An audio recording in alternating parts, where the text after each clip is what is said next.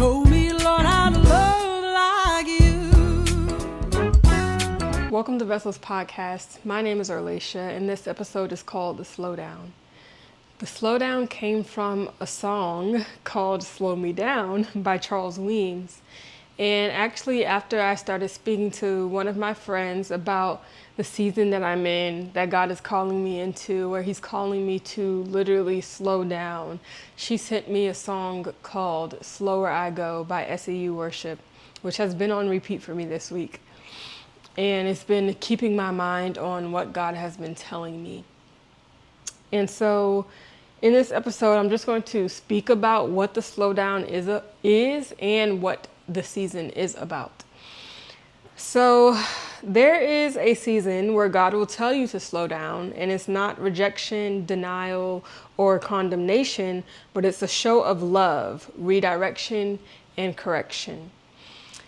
When I first heard to slow down, or when God told me to release some things and let some things go, stop some things, I can easily get into a place of condemnation, of thinking that, oh, I've been doing something wrong, and this is, God's response to me doing that wrong.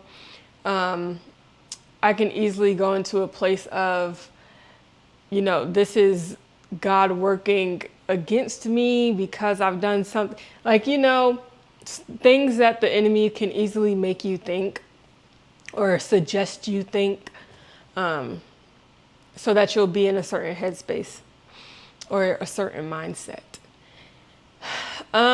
So God has just been walking with me. He's been giving me grace. He's been walking with me at the beginning of this season of literally just slowing down so that He can position me where I need to be. And that's not what I thought transition was. I never saw Jesus being in the wilderness as a place of transition. I saw it as preparation and preparation only. That's just what it is, preparation.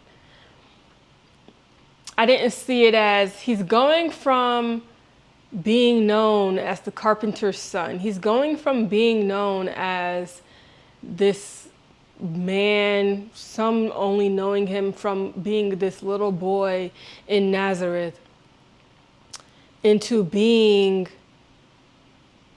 who He has claimed to be, which is the Son of God. Do you know how big of a mind shift that is? I didn't see it as His wilderness was more than preparation. It was a slowdown for Him. That's not something I noticed. He had to go from being this carpenter who had a greater calling but couldn't fully step into it until after the whole baptism and walking through the wilderness, the whole fasting for 40 days, the whole being tempted by the devil. It's a process that is so easy to see as being fast when you're reading it, because it's all condensed in a chapter, not even a full chapter. It's condensed in, if we're just looking at the book of Matthew, chapter 4, verses 1 through 11. 11 verses is all it takes in the natural eye. But imagine going 40 days without any food. Imagine going 40 days without any water, right? And having that condensed to only 11 verses. Imagine all the things that you would be asking God during those 40 days. Just in your last 40 days where you've been able to eat, what are all the things that you've asked God for? What are all the things that you've gone through? What are all the things that have sat in your mind? all of that condensed in 11 verses. And so when God calls you to slow down, He's showing you love and grace. It's Him showing you commitment. My pastor said love is a law of commitment, which I've never seen it like that before. But when you are coming to know who God is, learning about Him, His likes and dislikes, just coming to know Him as a person, His character, right? Everything about Him, or what He reveals about Himself. You don't want to rush into relationship because it's so easy. It's so easy to rush in and to get on that high, thinking that you know everything about this person and you're seeing all the good things and all the, you're in that honeymoon phase. The honeymoon phase is really for people who aren't in God, where, everything is just nice and great for this short amount of time, and then you get to meet the real them, right? But when you're in God, the real you is going to be the real you at all times. And so I've had a problem in all relationships where I rush in. I give my all and I give it all at once. And you either take it or you don't. Right?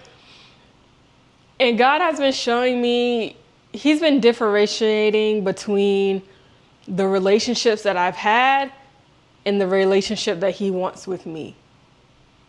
And this has been a major turning point in what God has shown me in relationships. He doesn't want to get me on that high. He doesn't want to get me in that rush where I give it all and this is what you get. You take it or you leave it. And you give me your all. That is what I get. I take it or I leave. He doesn't want that same thing. What He wants is for me to really get to know Him so intimately that it's going to take time. Through each season, you'll know who you are getting when you go through each season. There's a dating rule that until you've seen a person in each of the seasons of their lives, you don't really know them. And so God is taking me through this process of slowing down that I may know Him in every season that I go through, because I'm not going to see Him the same in each season. In the wilderness season, I may have to see Him as provider, right? In a season where I am on the mountaintop, I may have to see Him as sustainer. I may see Him as Jehovah Nissi, banner over me. It's like I have to collect His names as infinity stones. That's the thing that's coming to me right now. And so slowing down isn't condemnation. It isn't this big judgment. It is redirection. It's repositioning. It's correction. It's alignment. I had a vision for Vessels. That's not what Vessels is right now. And it started to spiral out of control. I started to snatch it out of God's hands and place it in my hands and do whatever I wanted to do with it. That's not what God called me to do. Vessels was meant to be His and His alone. Nothing that I was supposed to take credit for. Vessels is His. And, once He told me that, there was only one thing to do, is to slow down. Place it in His hands and let it be what it's meant to be. So what God told me about the slowdown is that when we do, we have a better chance of holding onto the memories of where God was during all of this. And like my pastor and the prophetess at my church likes to say, is having those stones of remembrance. You remember when Moses led the Israelites out of Egypt and they crossed the Red Sea. Once they crossed the Red Sea, if I'm remembering correctly, they placed stones of remembrance on the other side, remembering that God brought them out of Egypt and the sea ended up encapsulating their enemies. He didn't allow the enemies to come after them in a moment where God was delivering them. Like he didn't allow them to achieve their goal of capturing or recapturing Israel. He allowed them to be swallowed by the depths of the sea, that same sea that God parted so they could be delivered. They placed stones of remembrance at that moment. Another time that I'm remembering is when Joshua led the Israelites across, I want to say across the Jordan. And this was a moment where they were about to approach, I believe, Jericho. But they had to cross the sea first. So there was a second moment of crossing the sea. And there were stones of remembrance once again, because this was after they had circled the wilderness for 40 years. Most of the people who were alive when the wilderness started were now gone, and this was their descendants at the end of the wilderness season for the Israelites. They went and crossed the sea, another sea, to start their life with God, knowing what he can do after the wilderness season. No longer being sustained by manna, but being sustained by what God has given to in this season of production. And after they crossed that sea, they placed stones of remembrance. And so when you have time, when you slow down, you have a greater chance of remembering what God did and where he did it and why he did it. And you can take those stones of remembrance along with you for the rest of your journey. And those things help because the journey doesn't get easier. There's just things that you've learned from the past that you can carry with you. But when you don't learn from the past, you can't carry them with you, and thus you won't succeed on your journey. But when you slow down, you get to know God and you understand what he knows about you. Then you can take that with you. You can collect these stones of remembrance to lay along the journey. And I'm just now remembering that this is the same conversation I had with my last podcast that I completely just wiped away, except it's still on Apple Podcasts, that I completely just wiped away.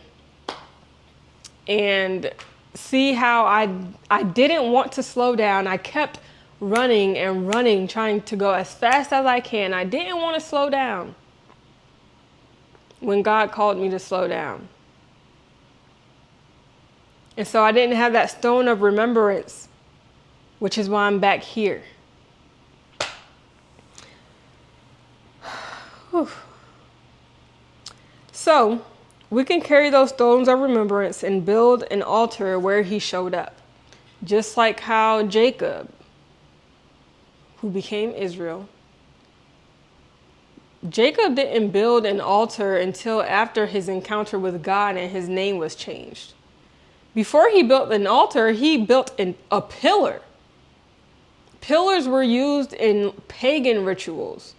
So those were things that he knew. But he didn't start building altars until after his experience with God, after coming to know him, after his name was changed. That's when Israel was able to build altars, or that's when he started to build altars. That's when he had a greater reverence for who God is. That's when he stopped calling God the God of Abraham. That's when he started knowing God for himself and saying, my God. You understand? And so he started to come into a greater level of intimacy with God once he slowed down. And what was Jacob's slowdown? Though it was through deceit, but it's because Jacob deceived his father first. He deceived Isaac first by going to Isaac as Esau. And so his uncle Laban ended up deceiving him, saying, oh, you can work 7 years for Rachel. But instead of giving him Rachel first, he gave him Leah, as that was their law of the land. And so Jacob had to work an extra 7 years for Rachel. That was his slowdown. Oh my goodness. It's all like coming together and I'm really getting shaken. So this is the place where we can soak in his presence and our hunger and our desire for him grows. A lot of lessons come, sorry, that's my wake up alarm. A lot of lessons come from this place of slowing down where we have, I don't want to say that we have no choice. We have a choice to learn and to be in his presence and to want to know him. But it's that choice of showing up every single day instead of just leaving him. You can take this time to do it and come into his presence, or you can keep striving in survival mode and make this process longer for yourself. And that's exactly how the Israelites were in the wilderness. They wanted to stay in survival mode. The way that they were in Egypt, that's how they wanted to be in the wilderness. But the wilderness is meant to be uncomfortable. It's meant to push something out of you that God has placed in you. It's meant to develop something within you so that what God has prepared for you, you will be able to sustain.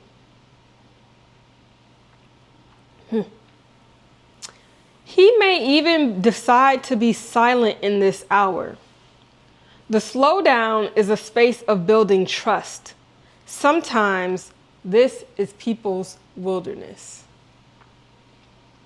I was used to hearing God's voice in a certain way. I was used to hearing him in dreams, visions. I was used to hearing him through other people. Sometimes I got used to hearing him through impressions of the Spirit. But when he went silent, I felt like I'd done something wrong. I felt like I had to get his attention through a hunger strike, not through a true fast, but it was a hunger strike. And when he still wasn't answering or speaking, I started condemning myself and agreeing with the enemy about who I thought I was. Not who God said I was, but who I thought I was. And I don't have the highest thoughts about myself. And that has been a part that I've had to learn, that God's silence is not punishment. The slowdown isn't punishment.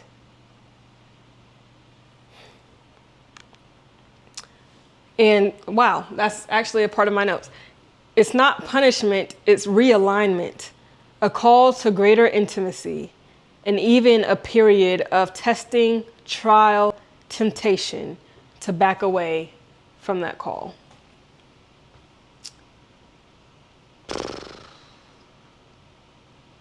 So So during this season, there are choices to be made. You can be comfortable or you can be uncomfortable. You can sit and wallow or you can push. You can get to know him or you can stay in survival mode. It's a period of testing. It's a period of trials.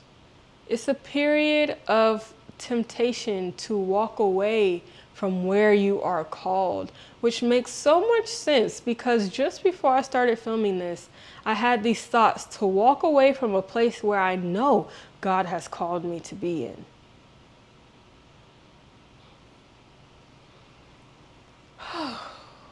in. So, I wanted to make this video. This is the last episode of this season for this podcast. God is calling me to step away and slow down for a chance of greater intimacy.